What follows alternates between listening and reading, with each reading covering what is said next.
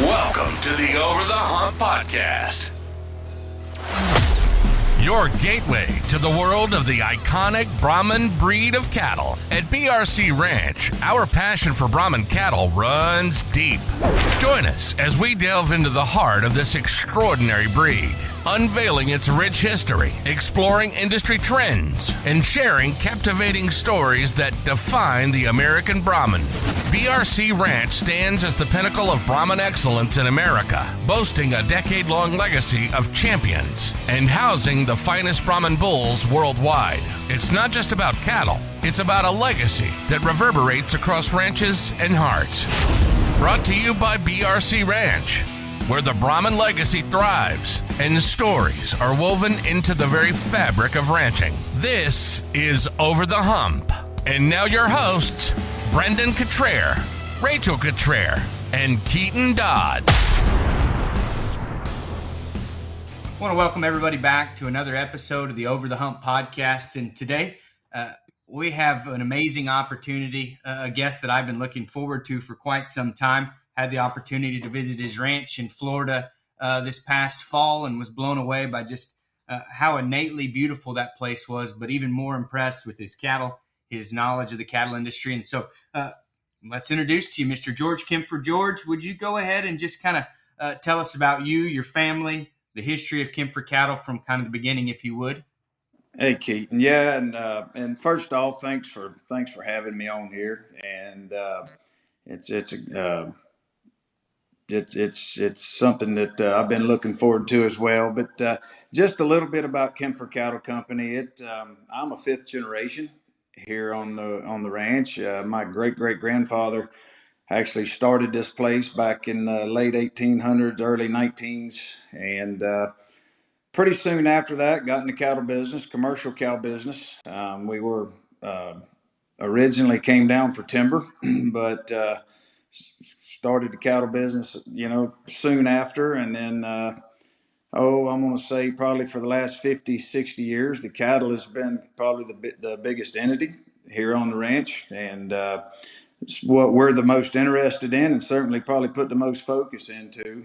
Like I say, we started with commercial cattle, and today that continues to be our mainstay is the commercial cattle business. We had the opportunity back in 1978. My mother is a Parton, and that family had gotten really big and was growing, and they were kind of dividing things up a little bit, just splitting things up, and we had the opportunity to bring our cows from there over here, and we brought, 25 or 30 registered cows, Brahman cows, over in 1978, and kind of that's where we got started. So, and been raising Brahman cattle ever since. So, we're a completely family operation. It's not just family owned, we're family operated. We only have, I guess, two employees here that aren't family members, one lady in the office and an equipment operator. So I guess about 6 full-time, and then other family members that help. And then, of course, when school's out, we get all the kids, the wives, and everybody else helps quite a bit as well. So it's just kind of a unique opportunity for us. So. Well, perfect, George. Well, I appreciate that. And I guess the reason our paths crossed initially is kind of built around your bull sale. And we searched out looking for a bull that, some of the problems that people complain about in Brahman, we wanted to attack head first. And we figured that you guys had to have been the best place to start. And we found a bull we were very interested in, a polled bull, put some bids on him, ended up, he sold for 20 plus. And now we look back wishing that we would have had our ducks in a row and would have got that bull bought. But it's interesting coming kind of from Texas and where we're at with Brahmins, and everybody wants to talk about show ring, but your ability to sell cattle at such a high value without ever having to fiddle with any of that. Just, I guess, what made y'all decide to start having a bull sale, and then we'll just kind of go on from there? Well, so, we started, like I say, with the registered herd in 78. And at that point in time, the bull market in Florida probably nationwide was starting to decline. And so our primary deal at that point in time was to raise some good commercial bulls for home, that we could use just back in our commercial program. We used Brahman, Hereford, and Angus. That was before the days of these American breeds were really taking off. But that's basically today we keep the Brahman in our crossbred deal. But so we would we were raising a handful of bulls for ourselves, and then I got out of college in the early 90s, 92, I guess. And uh, everywhere you go, they were pretty well talking, but pretty dirty about the Brahman cattle and how they fed. And just, they didn't have the best reputation in the world. And it's kind of unfortunate, but it's the truth. And, my brother and I, we kind of looked at each other and said, well, we're going to do one of two things. We're going to make them work, or we're going to have to look at something else. But we're going to be in the cow business if we can stand it. That's the way we want to make our living. We're very passionate about it. And so at that point in time, we started doing a lot of work, just looking at a lot of traits. And I can tell you, we culled a lot of cows, but everything from fertility to udders, feet, legs, uh, frame size, not really, because we've kind of kept the same frame cattle pretty well, tried to right on, but that's been a difficult challenge keeping it that way. But really started looking at the carcass, and of course disposition, I can't leave that out. But started looking at the carcass, started doing a lot of tenderness work, started doing a lot of quality grade work, and I can't say that we were making a ton of headway, but we were working at it, and people were noticing that and seeing what we were doing. But like I say, we would castrate the majority of the bull calves and feed them, get data back on them, and keep. We may keep a half a dozen or so to try to, maybe a few more than that to select some commercial bulls or some purebred bulls back out of. At that point in time, we still felt like we needed to be going somewhere else to be buying herd bulls. And so we would do that, and all of a sudden we started getting a few phone calls, not a lot. Hey, would you raise me some bulls? And had a fellow up the road from us one year asked us, said, hey, I wouldn't mind having 6 or 8 or 10 of them bulls if y'all would leave some bulls for me. So we did, and he bought them, and they worked very well for him. But other than, I guess before he even knew how well they're going to work, within a few months, I guess before he even picked those bulls up, people would see them, and just hearing about them, we started getting phone calls like you can't imagine. And an Angus breeder by the name of Blake Calloway's, Callaway Farms up in Georgia, was selling some bulls in Florida, and he just happened to show up at the house one day and called us on dinner break and said, hey, would y'all consider having a bull sale with me? And we were raising, in kind of partnership on an Angus deal as well. We're getting a bunch of yearling Angus bulls, breeding them as yearlings, and then reselling them. And we said, you know what? If there was a year to try it, this is probably it, because all the phone calls we've gotten. And I guess the rest is history. We went in with Blake. We were having a sale in Kissimmee and sold in Kissimmee for, I don't know, 5, 6, 7 years. And then a good friend of ours, Rolling Stone, said, man, y'all need to be selling at the ranch. And we moved the sale here back home, and hadn't looked back. It's been a great opportunity for us. It really has. It's sure impressive to watch just from the sidelines and kind of see how that's progressed. But I know the sales always gone well, but the past few years, it sure seems like you'd have to have the highest average in terms of a bull sale, specifically in the Brahman breed of anybody. I guess, what do you attribute some of that to? And kind of when did you start to see your Brahman bull prices really soar? The first year we sold, this would have been, I believe, back in 2004. If I would have private treated those bulls, I think we'd have probably been good to get $2,000 a piece for them. And the bulls averaged, I think, 4,300. Scared a lot of people. And the next year, we didn't have a lot of folks show up. Of course, it was neat. We had two sire groups in that second sale, and the bulls averaged 2,500, I think, and a bull we raised outsold his sire group outsold a bull that we bought by about $1,000, I think, and that kind of told us a little bit of something too. They wanted our genetics, but it was kind of a steady increase slightly, I mean, some years, according to the market, it would be up or down, but the last, I don't know, 3, 4, 5 years, it's just really taken off. And, I think there's probably a lot of different things that contribute to that. I don't know that we could point a finger at any one particular deal, but it's a combination of a lot of things, I'd say. Well, I do think it's a testament that people want things that operate in the real world, and they've seen that your genetics aren't just good in terms of the scope of Brahman. You compare them across cattle of any breed in just performance and carcass wise, they seem to excel. Got a couple questions just talking about your average bull buyer. What do you think your percentage is of those bulls that go into seed stock production versus more commercial production? For probably 15 years, I think we sold one or two herd bulls to go back into seed stock. Our bread and butter has been the commercial guys, and those are our valued customers. Those are the ones that are here every year, and that's kind of where this sale was built around these commercial guys, and they've been a stronghold for us, and we just so grateful for them, and so grateful for the opportunity to get bulls in their herds, and but I guess about 2 or 3 years ago, we went from we'd sell a herd bull here and there, and all of a sudden, I think we sold 7 herd bulls in our sale 2 or 3 years ago, and that was probably the most.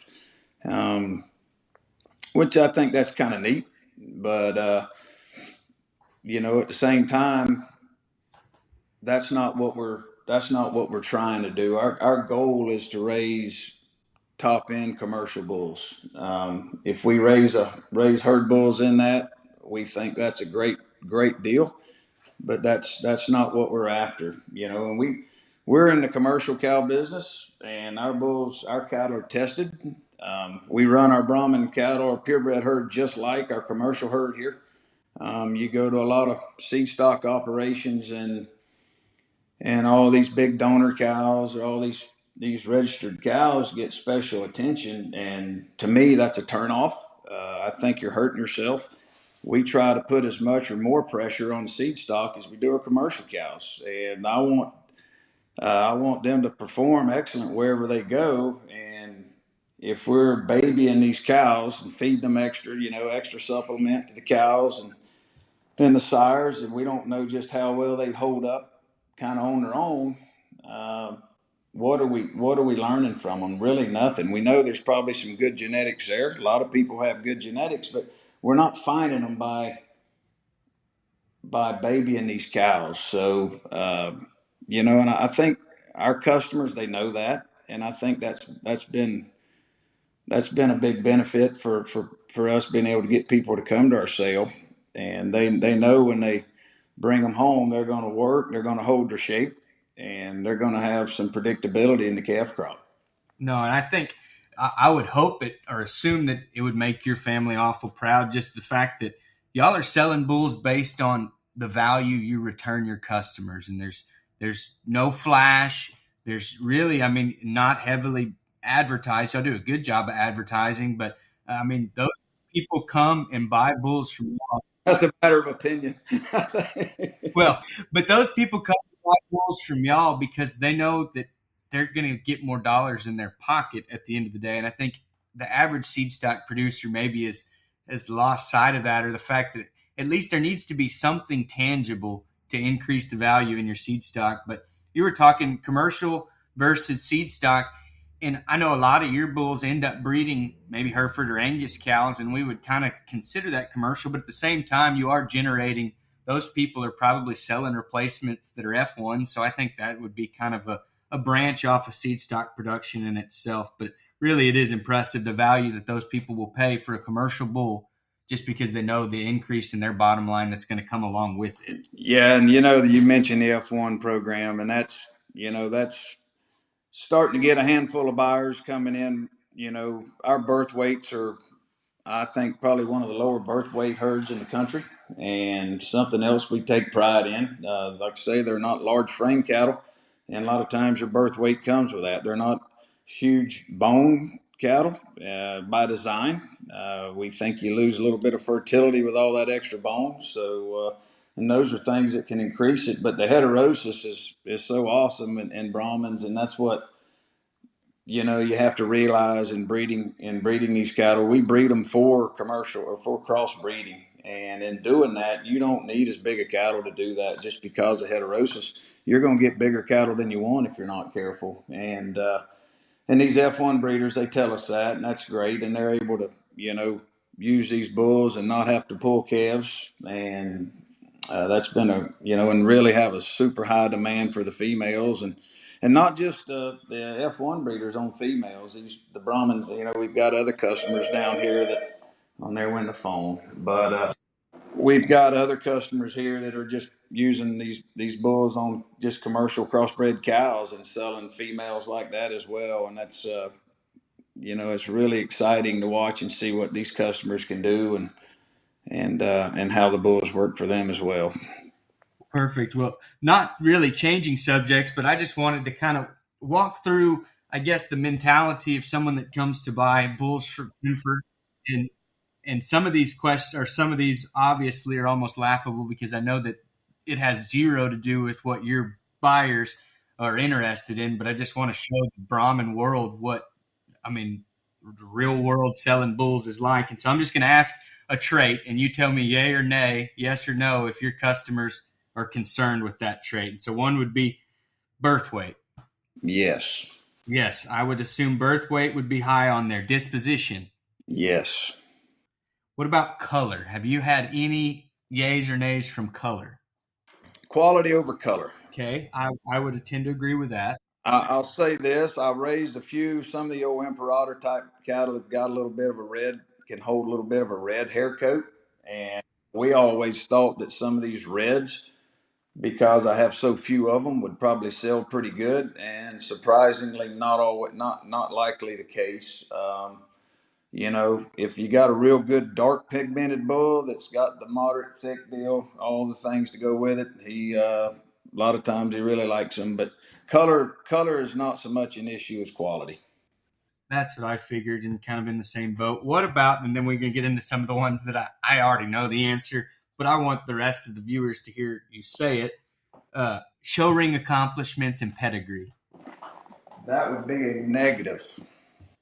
A big negative. What about, but pedigree? Is there anybody that comes with a pedigree in mind? I'm a huge cow family person, and we preach that. And people that know us and know our cows, and the ones that are real serious in the seed stock world, and even some of our commercial guys, they ask a lot of questions about cow families and sire groups. And so I would say definitely yes. And then the last one would be kind of performance and carcass traits, and obviously That is yes. so this is not even on the script, but you just had me think about this. Do you, and you can speak freely and not worry about any kind of repercussions, but do you see any value in showing cattle? I think it's a great project for youth. Okay, that's a fair response. And I think it does a great job in promoting, getting people interested in Brahman cattle. Okay, that's a very fair and very positive answer, which I appreciate that, and I tend to agree with you. What about selection based on phenotype? And I know that a lot of people associate phenotype with show cattle, but a lot of people could also argue that show cattle have the wrong phenotype. So when you're selecting, how much pressure is put on phenotype? Keaton, phenotype still is extremely important to us. And let's talk about reproductive efficiency, for example. Cattle in our country, if they don't hold their shape, they're tighter ribbed. They don't have the depth, spring of rib, the body capacity. The chances of those cattle being reproductively efficient is pretty darn slim. So, phenotype is still important to us. Sheath is something we look at, or navel underlines on the females. We don't. We have a philosophy here. We don't select for tight sheaths. We breed away from extreme lengths. We stay away from long sheaths, but we're not breeding for a tight sheath. Um, so there is some things that we look for in selecting on phenotype side. I mean, we look at numbers, of course, but phenotypic is pretty important for us here too. Yeah, talk just structure, feet and legs, soundness, hopefully some kind of gender roles, females looking like females, males looking masculine, things like that, I guess. All the above. Yep. Perfect. Well, one question that Rachel had written down, I think, is a great question to ask, because I would say on average across just Brahman producers across the U.S., majority of times when you're selling bulls, it's in a one, maybe a two here. Do you have more people that just kind of come and buy a bull at a time, or do you sell bulls in large groups? How's that kind of work for you guys? We do it all. I mean, we've got, we've had buyers come in and buy 8 to 10 bulls off for sale, and we've got quite a few that just come get one or two. So it's a good range. You certainly want those volume guys to show up, because that's huge for getting bids and keeping your average up for sure. But we try to help everybody out, and then there's a number of them, like I say, that need quite a few, and then there's some that just come in to buy one bull. Looks like the quality, the Jan bulls always seem to look really fantastic. The Ledbetter bulls look really good, and obviously, I think that y'all's bulls, just quality and the price they sell for, speaks for itself. But I've always heard the quote that, or not necessarily quote, but people saying the adage of the greatest sign of success in the seed stock business is a repeat customer base. Do y'all have people coming back that you've been servicing for year after year that seem to return for Kempfer genetics? I don't think we could survive without them. I mean, absolutely. And there's no better salesman than a happy customer, and word of mouth. And you mentioned us not doing a tremendous amount of advertising, and I could not disagree with you. I'm not tech savvy. The kids, a little bit, starting to do a little bit. We'll make a post here and there. We're absolutely horrible at it, and we've been blessed that our customers have probably sold way more bulls than we have by our advertising, for sure. Well, definitely don't take that as a knock, but actually a compliment. It really is. I mean, it's impressive that word of mouth and quality of the cattle have just kind of spoke for themselves, and y'all are selling bulls for pretty large premiums just based off of people's success. So I think that's pretty neat. We've truly been blessed. Keep on moving, I guess. And I kind of paused there for a second, forgot my train of thought. They'll edit that out, but I know that you served on the ABBA board and you were past ABBA president. Don't have any plans of talking about ABBA at all, but what other beef cattle organizations? I know you're pretty involved in quite a few. What other things are you involved in? So our family has been very involved in our local and state cattlemen's associations.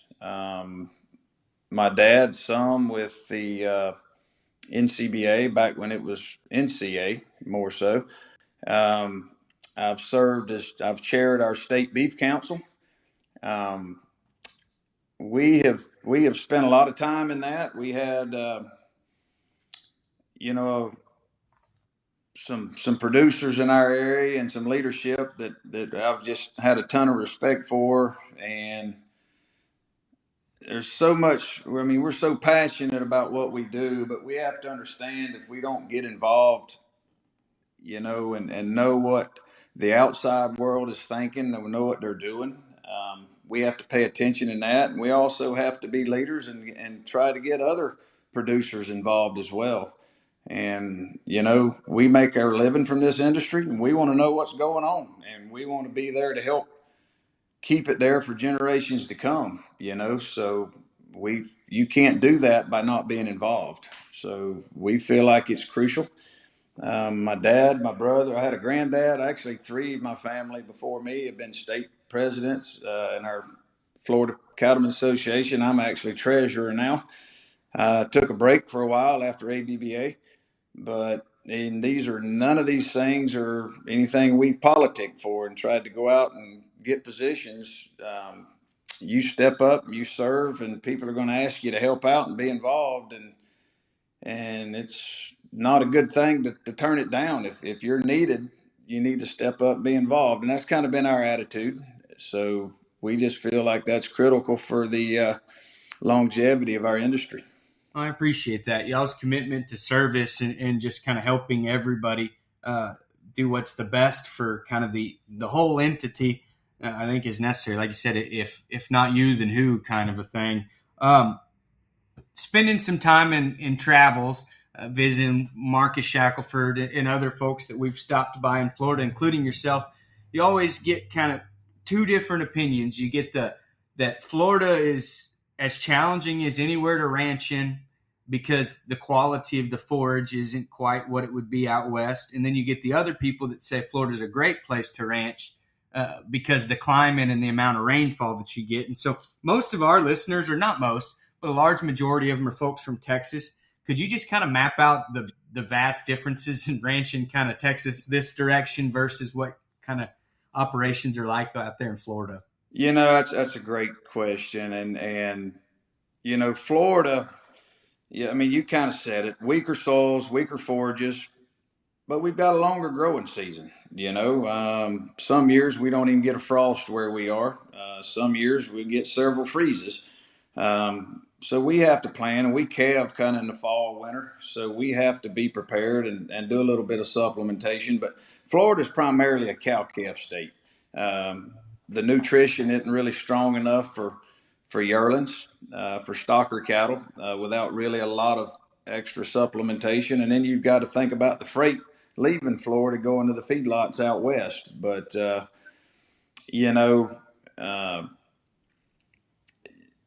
yeah, it's just kind of unique in the fact that yes, we grow a lot of grass, but it's not always that good. So we figure you just got to have the right kind of cattle to and be efficient and to utilize these forages, low quality forages. So you got to have some cattle with some capacity to them and some body to them, and that's part of the reason that we let our environment somewhat dictate our breeding program and how we breed cattle. We have to have cattle that'll work. Of course, we feel like if they'll work in this country, they'll probably work about anywhere.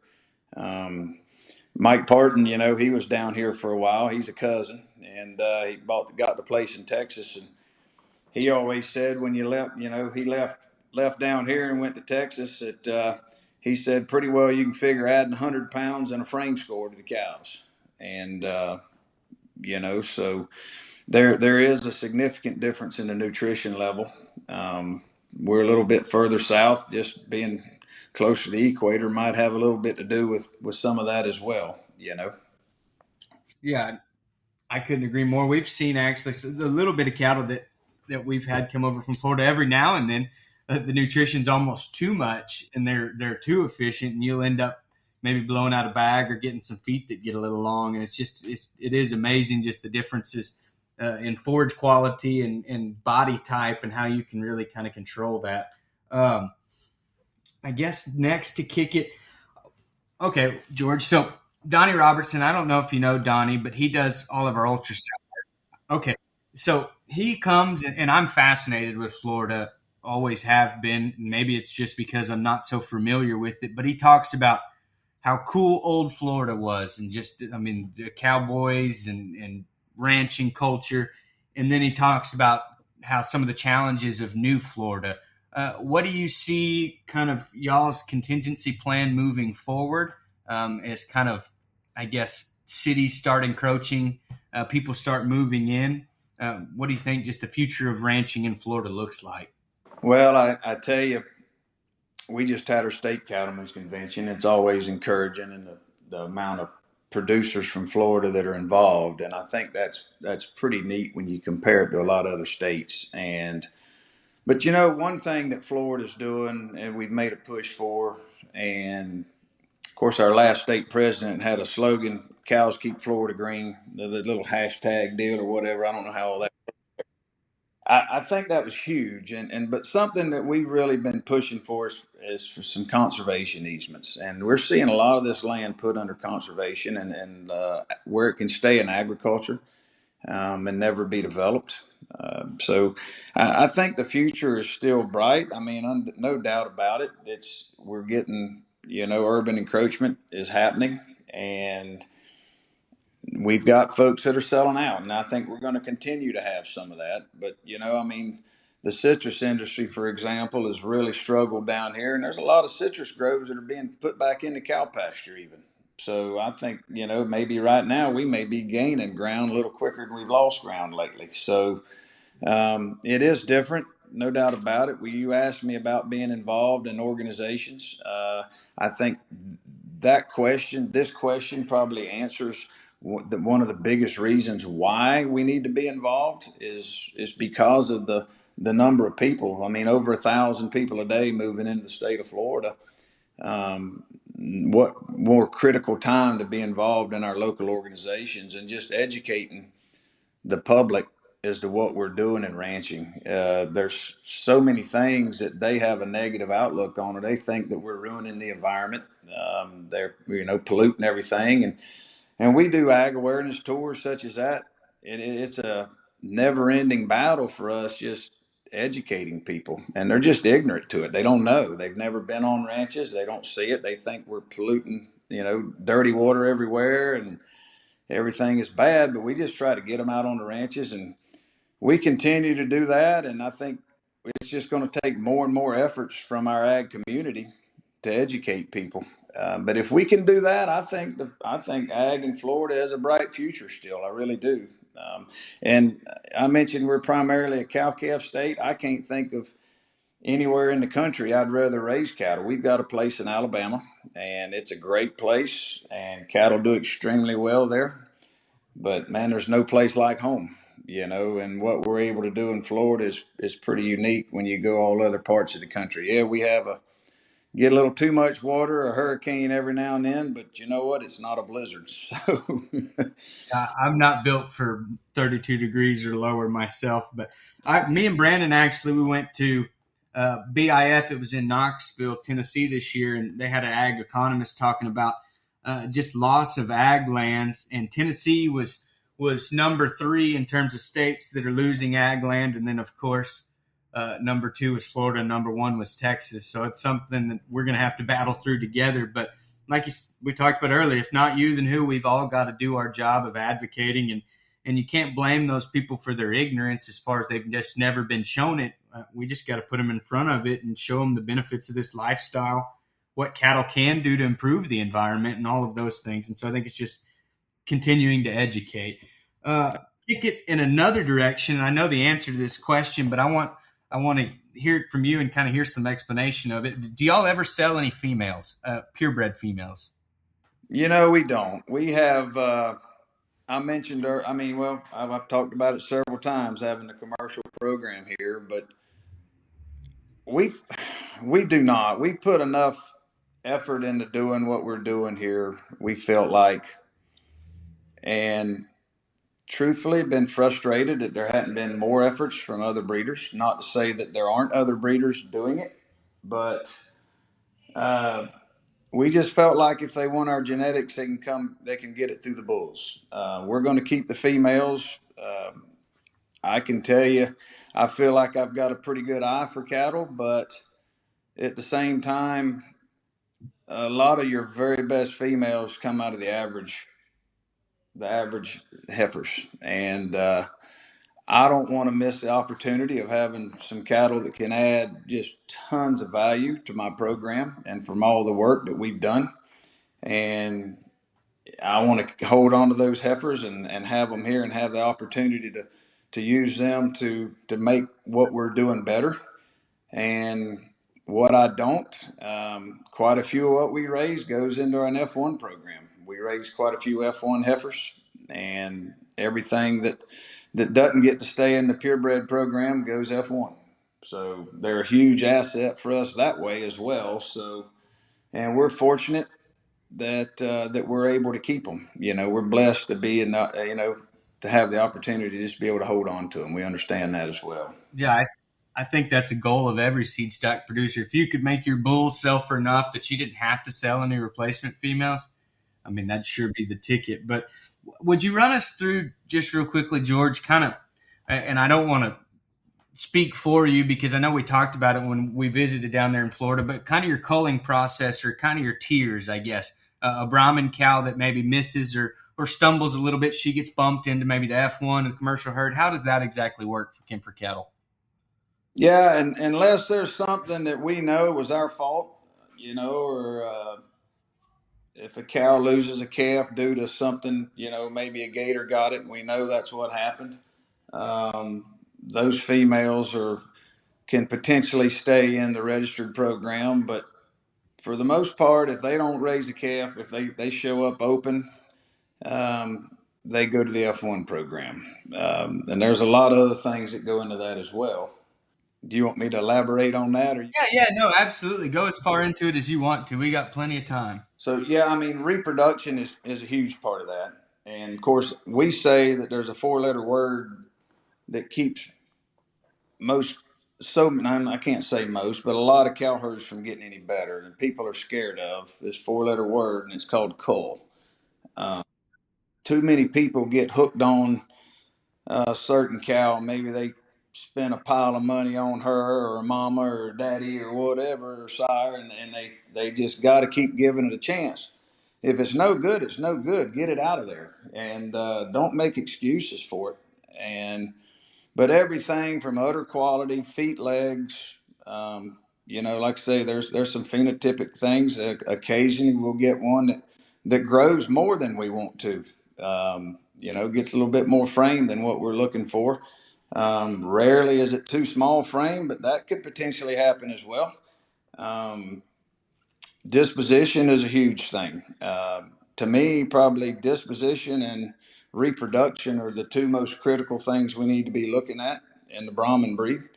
And then we got to keep an eye on carcass. And I don't think I've called some bulls for tenderness issues. We've done a lot of work, shear testing on tenderness. But the females, I think you're able to work.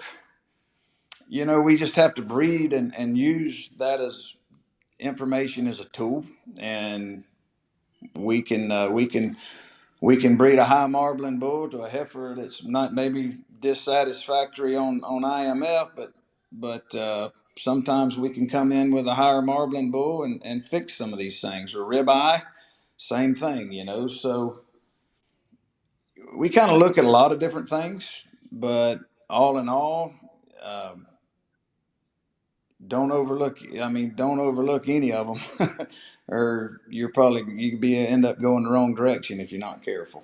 So You try to have as balanced of approach as you can and not be too single trait heavy. But the one single trait that is for sure an unacceptable would be basically a cow coming up open. yeah, that and that disposition is big too. Yeah, it really is. And oh shoot, what else was I trying to say there? It'll come to me in a second. I'll bring it back up. So I'm sorry.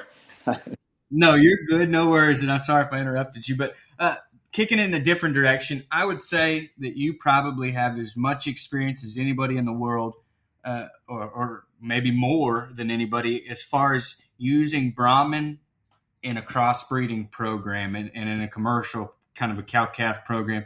So, kind of what are some of the benefits of those crosses, or maybe like what's your favorite Brahman cross? Well, I don't think I've got more than most anybody, but that is something that we've done my whole life, and that's something that's the Parton family and a lot of the ranchers here in our area. When over 50 years ago, when I was a little kid, I mean we were using Brahman bulls back on just commercial crossbred cows, and I really. I breed a lot of Angus bulls. I don't know that my favorite is good. I don't know if there's a particular breed that would be my favorite. That Brahman Hereford Angus was outstanding. Unfortunately, the Hereford people may hate me for this, but as a whole, over through the kind of through the 80s, the Hereford cattle got to where we couldn't keep them here. But those good Hereford Brahman females, the good ones, you couldn't beat them. Unfortunately, we didn't get quite as many. But the Brahman Angus, the Brangus type females for us here have just really made exceptional cows. And, black, red, people talk about the color. I think the biggest key to that, as long as they have a certain percentage of Brahman in them, probably, that third to three-eighths, color's not as important. I think when you start getting less than that, color becomes very important. But there's so much heterosis to be captured when using Brahman bulls in a crossbreeding situation. And I don't want to knock the American breeds because they've certainly got their place, especially in operations that aren't set up to have a bunch of different breeding groups. It can be a little more complicated. You have to have more breeding groups when you do this. You don't want to just put out Hereford and Brahman bulls or Angus, all of them out in the same herd, and then you just get so many different crosses. A lot of people do that because that's what they can do, but to truly maximize it, it takes a little bit extra work. To whereas the American breeds, you don't necessarily have to. But every cross with these, I call them crossbred bulls, non-purebred Brahmins or non-pure Ross Taurus bulls, when you're not crossing that, you're not maintaining or taking advantage of as much heterosis. So I think, and that's something that I try to preach to people, is there's very few things in life that are free, but I think heterosis is one of them. So why not take advantage of it? I was about to say that's the old adage, right? The only thing free in the seed stock business is heterosis. But no, I couldn't agree with you more. When we were down there, and this is almost personal conversation, but we were down there. You, similar to us, might be one of the few people that I know that's still using shorthorns in their F1 program. And you had a oldie shorthorn bull, I believe, oldie shorthorn bull that might have been the best shorthorn bull I've ever seen in my life. So you still like kind of implementing a little bit of shorthorn when you can?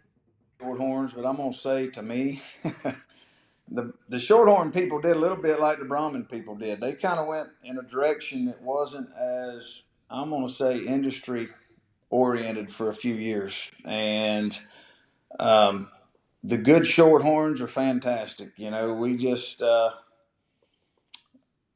preg tested some yearling heifers not long ago, and I think we had, out of quite a few, we had one shorthorn heifer that wasn't sired heifer that wasn't pregnant.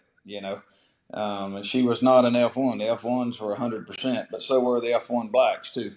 But the shorthorns, we like three breeds in a rotation, and the shorthorn cattle have done a great job for us. They really have. Our only problem um, is finding enough of the right kind of bulls. That if I could find them all like that bull that you looked at, I would probably have as many shorthorn bulls on my place as I do Angus bulls.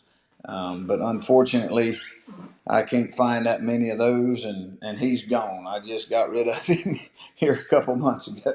So That's a heartbreak. That was my next question was, is that bull still around? Is he still working? And so he's no longer functioning, huh?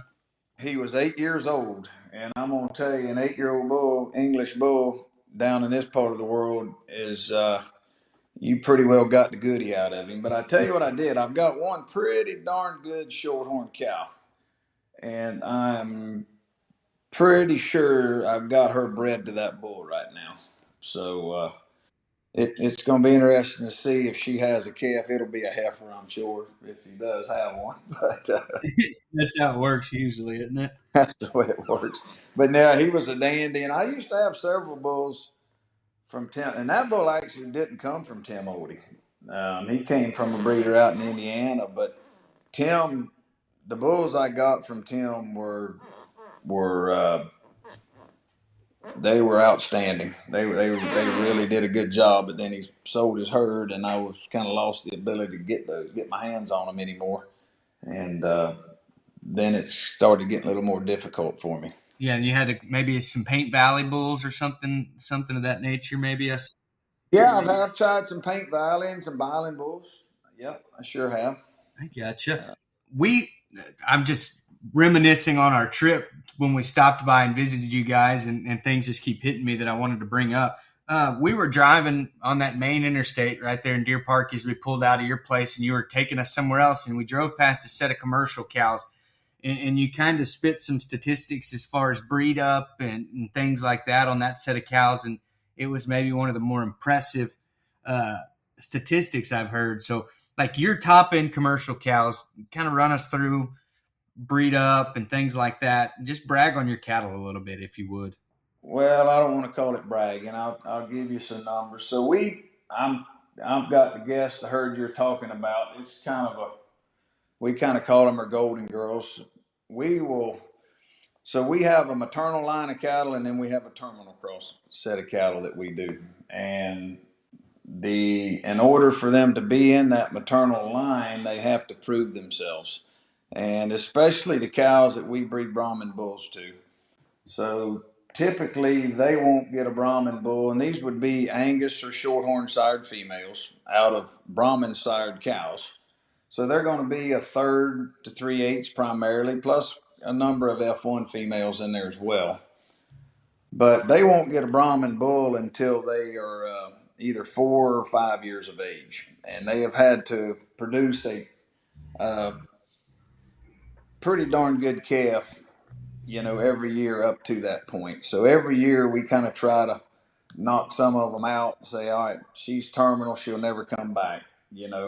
And terminal meaning they get Charolais bulls. No replacement heifers are kept from those cattle. But so we've by doing that, and uh, I guess we started this probably 25 years ago, close to it. But that particular herd of cows will typically breed. Now we breed for 90 days, which is a little long maybe for some people, but we'll breed for 90 days. But those cows usually breed about 98%.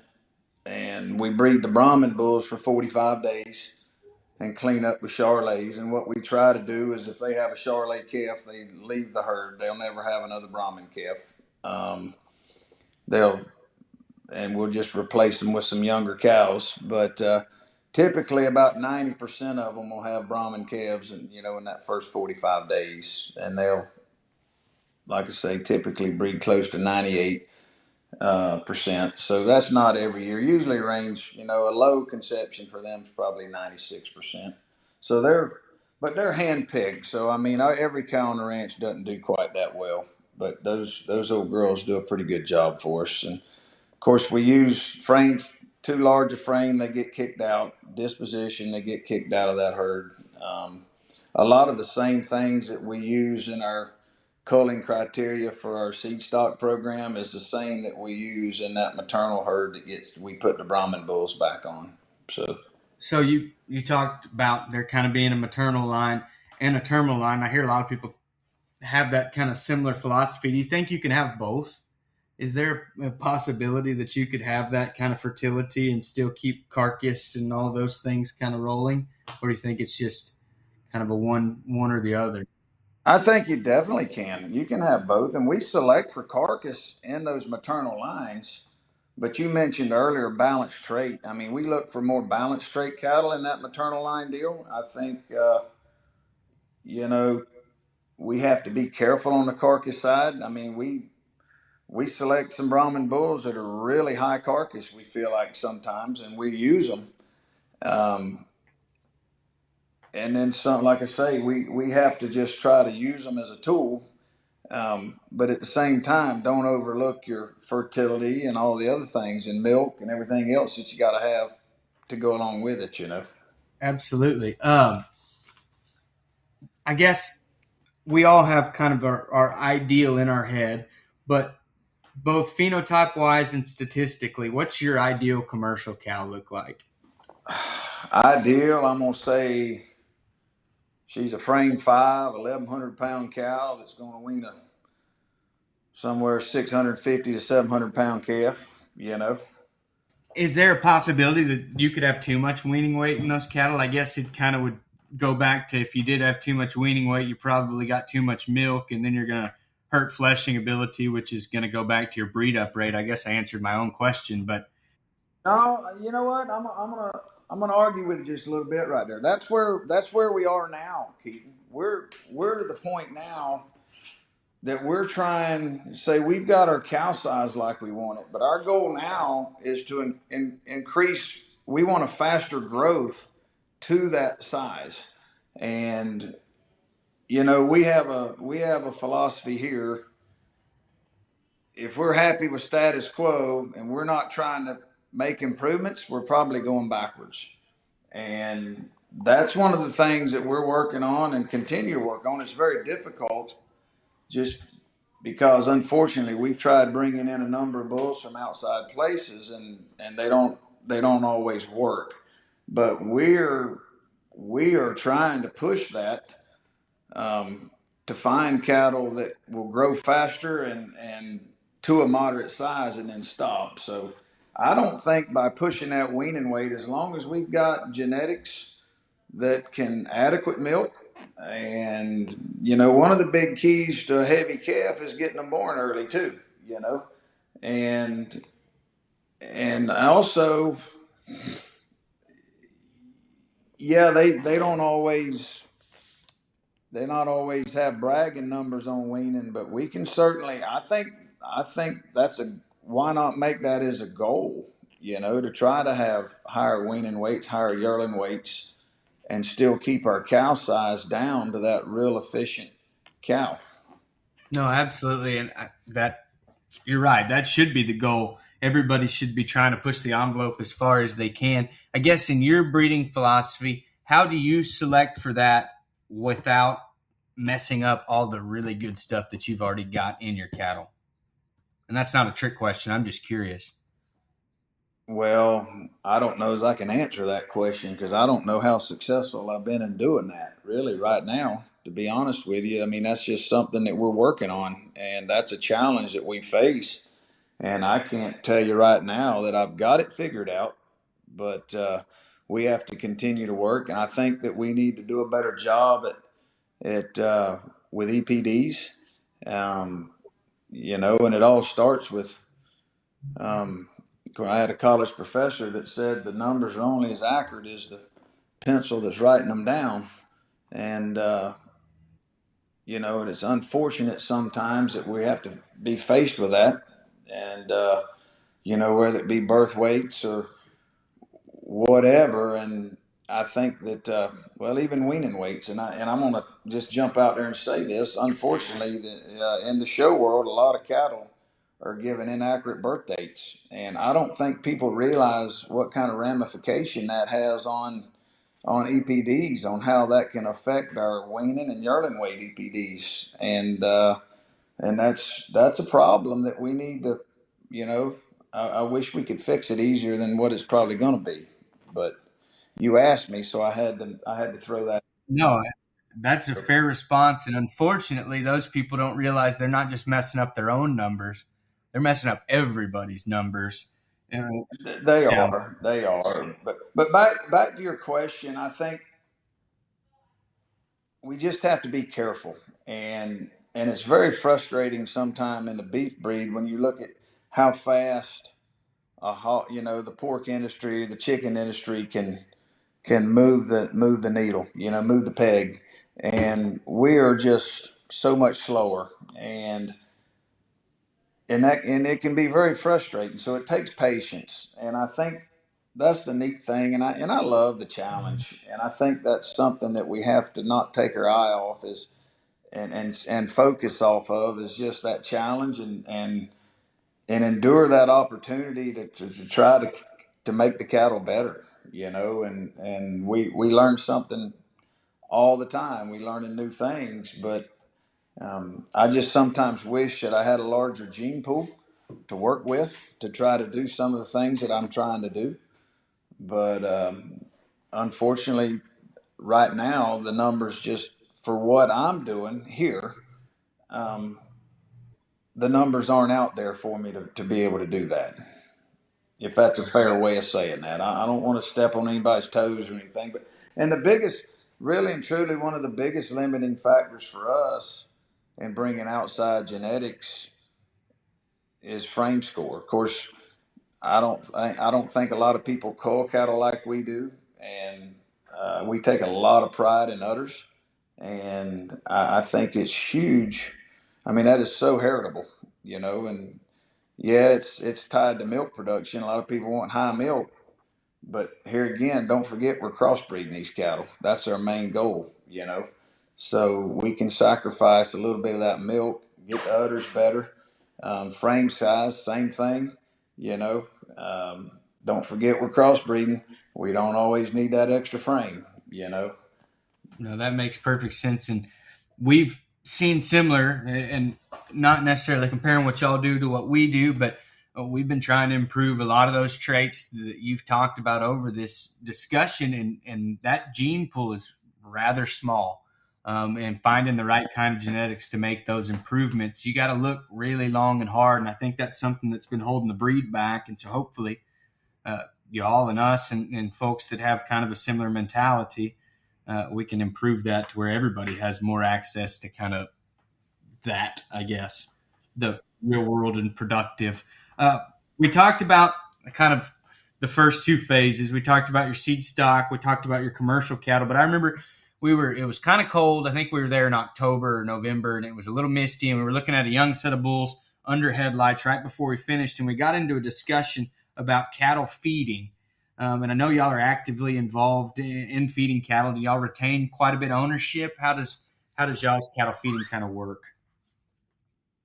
So over the last 30, 40 years, we've retained a lot of our cattle back, fed them ourselves, not here in Florida, but with other feedlots at custom yards. Um, you don't know, you can't learn about your cattle until you feed them, and that is such a huge segment of what we do. And yeah, everything we do at the ranch, we can see that here. The reproductive efficiency and all these things we can measure at home, but you can't measure what they do when they leave here unless it's very difficult to do that unless you own the cattle. Um, there are other opportunities, but it's difficult. Um, so we didn't just feed cattle to be able to learn just how they feed. There was obviously some reasons we felt like we could capture in some poor markets. We could retain ownership and be more profitable. And some of that's worked very well for us some years, and others maybe not quite as good. But just the value in being able to know how they feed and how healthy they are, how all these shots they want you to give. You want to learn about how they do retain ownership in cattle, and there's so much of an education to be had by doing that, both good and bad, and it's kind of fun, and it's also neat if you do it. Load up and go look at them, different stages along the way to see how they're doing, how they're growing. But then at the end of the day, that closeout is so important, and that tells us, we can tell us so much. And it's also neat to understand, and we've obviously worked on the marbling considerable amounts. We've had our challenges in getting quality grades.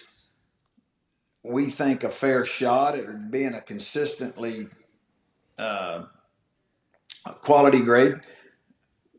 But I think all in all, if we can just look at ratios within in a herd or look at different sire groups and see how they do, either way, we still can learn from it. So that's been a great opportunity for us to feed and deal. We hadn't fed as many lately. Last year we did a trial, fed them in South Texas, worked with the University of Florida, and that's something that was very educational. And we're always up for doing those kind of things if we feel like there's something or an opportunity that we can do to do a better job. So I guess average statistics, if we talked about kind of the way y'all's cattle have performed uh, on a grid, y'all market these on a grid, I'm assuming, or how does that kind of work? And then what are we looking at as far as quality grade, yield grade, and things of that sort? And Keaton, I'm going to tell you some of these, and truthfully, I don't know how much of this we want to present just because it's so inconsistent on the same cattle. We can be 80%, 75, 80% on calf feds, quality grade, on, high percentage Brahman steers, and then come right back the next year on the same sire group, the same calves, and all of a sudden we've dropped way off of that, a considerable amount. So unfortunately, there's been some inconsistencies lately in that data collection, and I'm not real sure how to. I was going to say, I mean, is it a health based trade? It'd have to be some kind of environmental factor, obviously, but I don't. So we've been careful on how we grid the cattle. We have gridded them. We have sold them on grids before, and certainly that's a place where it's great to know them. I've got a customer, a bull customer, that feeds his cattle in Kansas and markets on the U.S. premium beef grid, and his Brahman sired steers out of my bulls have done exceptionally well on that. Matter of fact, he told me when you figure in probably the feed efficiency and the weight, everything combined, and all that, the Brahman steers are more profitable than the Angus sired steers in a lot of cases. So, Would that just be like average daily gain based and a health base, I guess, would make that difference? and well, and they're grading too. You look at all of it combined, and they're just excelling for them. So. And he mixes them in with his. He's been able to mix them in with his other calves, so it's not like he's selling an entire pen of those. And I think he's getting pretty well an unbiased grade there. But the bottom line is, the more you know about the cattle, the more comfortable you are with feeding them. Don't feed your cattle the first year. I wouldn't recommend it. Just throw them out there on a grid. Um, and the other thing is, if you don't have commercial calves of your own, work with your customers. And that's what I tell people. We're blessed here to have our own commercial program, that we have steers, but I've also gotten data from customers' cattle as well. Do it almost annually. I encourage other breeders to get out there and work with their customers, and maybe that's a tool to get a customer. Say, hey, I'll help pay for the data collection, and it may sound expensive, but it's really not that bad. And I would encourage other breeders to try to do that. I try to get them all the time here. Hey, feed your calves if you really want to learn what they're doing, and that'll tell you if you're going in the right direction or not on that end of it. But like I say, that's just maybe half the equation. You still got to keep the cow in mind. Absolutely. Well, I hopefully listeners of this podcast leave motivated, and there's a lot of people that want to, or at least they say they want to improve their cattle in the ways that you're talking about, and you're a perfect example of how it's possible. And I know there's people that could care less, and there's people that are probably just too lazy to put in the work, but there are people out there that want to improve these Brahman cattle and make them work in a real world setting. And so hopefully they can listen to this and find some inspiration and some guidance and just kind of how to obtain that. But before we wrap up, and we're sneaking up over that hour mark, I want to ask you just two questions. Specifically kind of for you. One of those is, what would be maybe your advice to somebody my age that's eager to be involved in the cattle industry, and just kind of how to get started and things to focus on, or just your advice to fellow cattlemen? I had a kid ask me that, come here looking at commercial heifers not long ago and wanting to get into it, and he asked me what I felt like would be some of the most important things. And I think it involves the same with life, but it's the number one thing is have honesty and integrity. And if you have that, pretty much everything else is going to follow along in place. And if you have a breeding program, but if you're selling, you have your customers and you treat them with complete honesty and integrity. Um, I think that is huge, and people respect that. They appreciate it, and it's all about building a relationship with people. And we talked about our bull sale earlier, um, and our relationship with our customers is so important to us. And and just talking about honesty and integrity. Back to the bull sale, I've had people. We'll be on the phones a lot of times selling bulls, and I've had people ask me, be it a sale or something. They say, yeah, just run the numbers up, kind of like y'all do, there at your bull sale, when y'all are on the phones out there. And I'm said, excuse me, uh, that flat out ain't happening. And we tell our auctioneers to slow down, to take their time, because I don't want people to think they're bidding or not bid or bid when they don't want to bid or whatever, and make sure they know what's going on. And but I mean, we just want our customers to know that everything is straight up. And I've been to sales where I felt pretty comfortable. I've had a bid run on me a little bit, and it's not fun. I don't appreciate it, and I know I don't figure my customers will appreciate it either. So we make dang sure that doesn't happen. So, but no, that's something that's been instilled in us and over the generations, and it's just so important. I think if you have honesty, integrity, everything else is going to work out just fine. No, that is perfect. I wanted just that's your opportunity, or here's your opportunity. Is there anything that we haven't talked about, or something you had worked up in your mind that you wanted to talk about before we get into our last question? One thing, Keaton, you mentioned at the very beginning about that bull that you and Brandon were looking at. I weaned a full heifer, I weaned a full sib heifer calf to him yesterday, and she's just absolutely beautiful. But it was funny that you mentioned that, and she's right there fresh on my mind because of that. But no, the some of the breed up programs, and you were asking about what we were doing to try to enhance or some of the traits and whatever that we're working on. The embryo transfer project for us has been really a big deal lately, and really like the IVF, but being able to capitalize on these super cows is what I'll call them. And we'll try to bring in an outside bull, and sometimes, occasionally, we probably use more of our bulls than we do outside bulls, but that's been really neat to watch what we've been able to do with some of these ET calves, and I think really excited about some of what we've got coming in the future. So, and a lot of people ask how much we AI. Truth is, we do very little AI. We will occasionally, but for the most part, the bulls that most of what we want to use, we've got here walking. So if we don't have them here, we'll usually do more embryo transfer work with them than we do AI, but mostly just breed bulls that are here standing on the place.